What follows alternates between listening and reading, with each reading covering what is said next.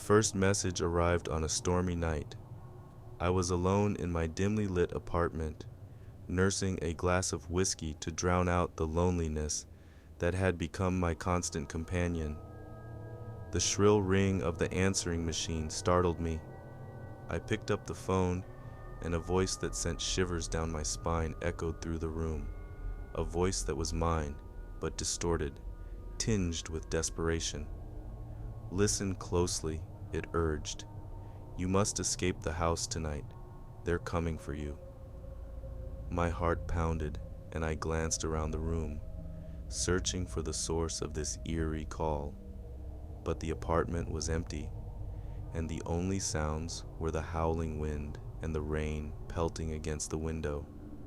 I dismissed it as a prank or a telemarketer with a twisted sense of humor and took another sip of whiskey. But that message lingered in the back of my mind, a seed of unease that refused to be ignored. The next night, the phone rang again, the caller ID displaying my own number. Trembling, I answered, and the voice returned, now tinged with even more desperation. It spoke of horrors I couldn't comprehend, dark rituals, eldritch beings, and a malevolent presence that lurked within the walls. The scent of fear hung heavy in the air, an acrid, choking odor that seemed to seep from the very walls of my apartment. It was as if the room itself had become tainted with dread. Each night, the messages continued, growing increasingly disturbing. Future me spoke of events that seemed impossible, unnatural storms that ragged outside my window, grotesque creatures that lurked in the shadows, and an impending darkness that threatened to consume everything. As the messages accumulated, I could no longer ignore them. They invaded my thoughts, filling my mind with images of horrors beyond imagination. I couldn't sleep, couldn't eat, couldn't escape the overwhelming sense of impending doom. One evening, future me spoke of a door I'd never noticed before, a small concealed entrance hidden behind a bookshelf. The key, it said, was hidden in the attic. I had to find it, had to unlock the door before it was too late. With trembling hands, I ventured into the attic, a place I'd always avoided. The scent of dust and decay hung in the air as I rummaged through forgotten boxes, searching for the key that would unlock the door to... what? I didn't know, but I had to find out.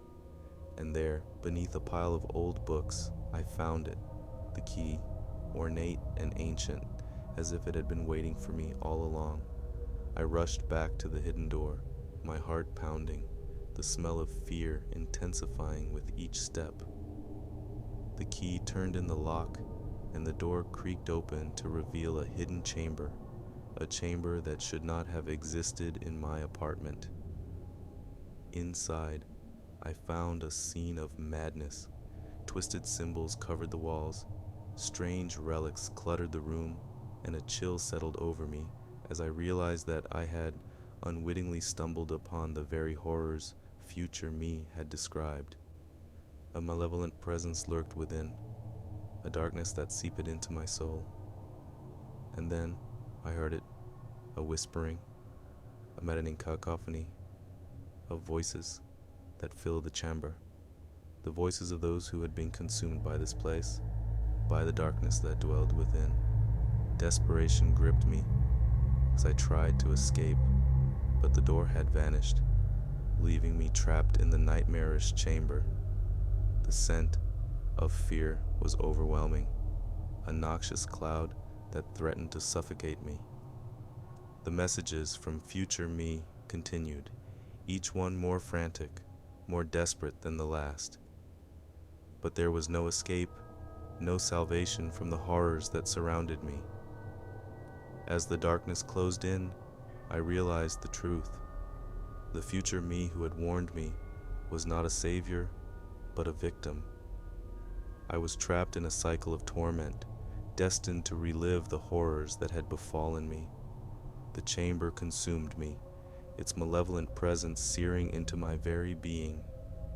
The voices grew louder, more insistent, until they drowned out my own thoughts, my own existence. And then, in that abyss of darkness and despair, I became one with the voices, the tormented souls who had fallen victim to the malevolent presence that lurked within my apartment. The messages on the answering machine continued, a chilling testament to the horrors that awaited the next unsuspecting soul who would enter that accursed place, a place where time and reality twisted, and the scent of fear would forever linger in the air.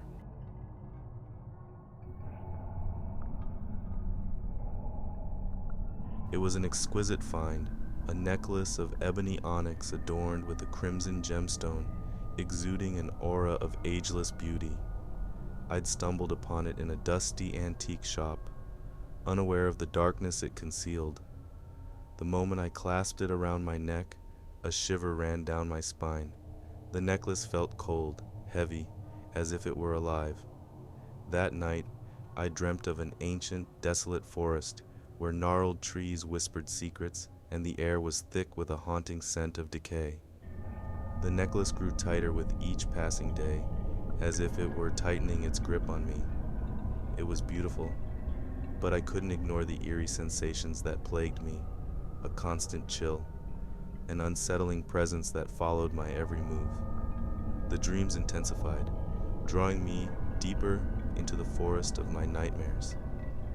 There, I met the entity, an ethereal figure cloaked in shadow, eyes that burned like fiery coals. It spoke in a language I couldn't comprehend, but its message was clear. It sought vengeance, and I was the vessel to enact it. As days turned into weeks, my waking life began to blur with the haunting dreams. I could smell the forest's decay even when I was wide awake. I felt the entity's presence, a malevolent force that whispered dark thoughts into my mind. One evening, as I gazed into a mirror, I saw it, a faint, shadowy figure looming behind me. It wore the same necklace, its eyes burning with an unholy rage. I gasped, stumbling backward, and the figure disappeared. I sought answers, visiting countless experts and mystics. They all said the same thing. The necklace was cursed, and the entity bound to it sought revenge for a long-forgotten betrayal. The necklace had chosen me as its instrument of retribution. Desperation consumed me. I tried to remove the necklace, but it refused to budge, clinging to my skin like a second shadow.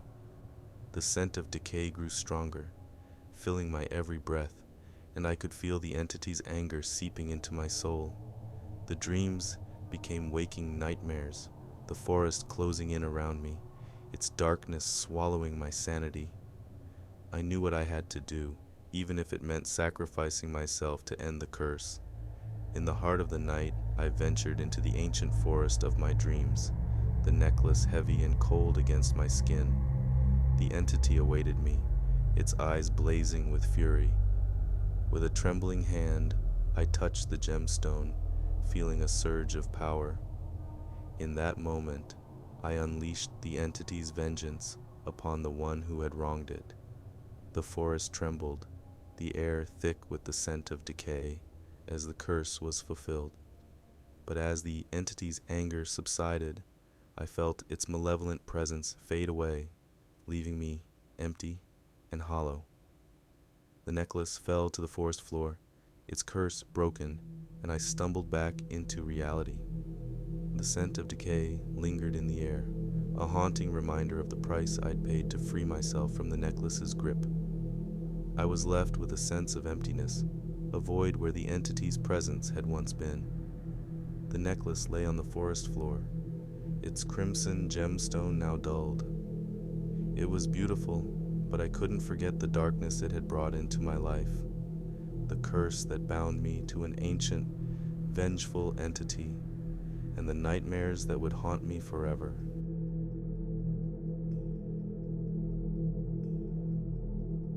The puzzle arrived in a nondescript box on a crisp autumn day.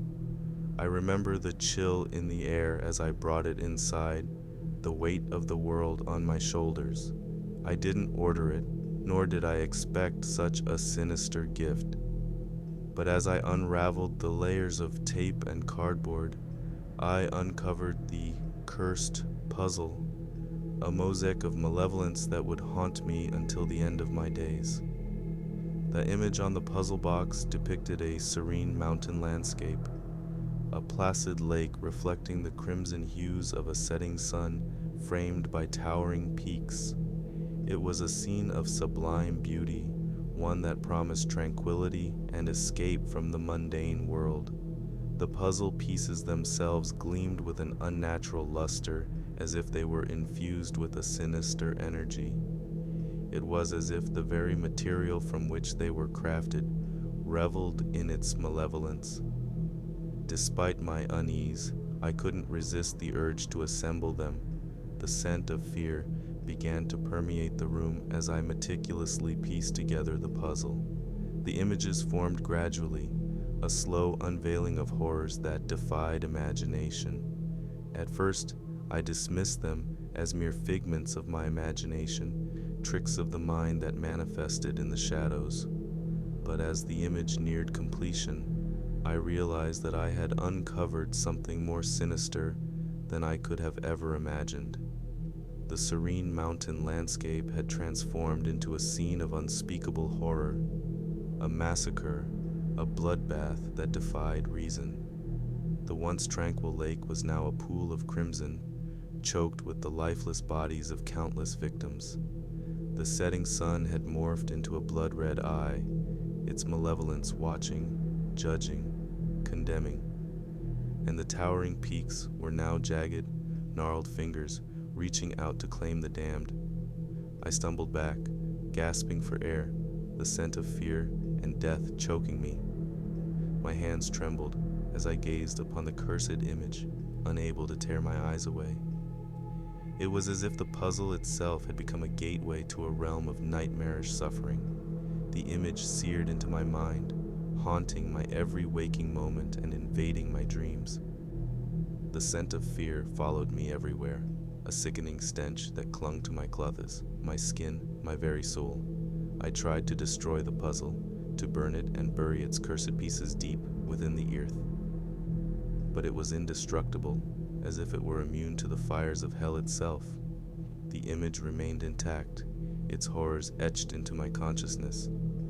As I delved deeper into the puzzle, I realized that it was more than just a cursed image. It was a malevolent entity, a portal to a realm of suffering and despair.